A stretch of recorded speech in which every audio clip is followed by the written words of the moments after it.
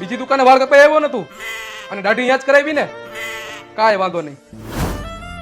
ઘણા વર્ષોથી તું મારી દુકાને વાળ કપાવેશ અને દાઢી કરાવેશ, તને બીજાની દુકાને જતા જરાય શરમ ન આવી? મારી ભૂલ થઈ ગઈ ભાઈ, હવે હું કોઈ દી બીજી દુકાને નહીં જાઉં.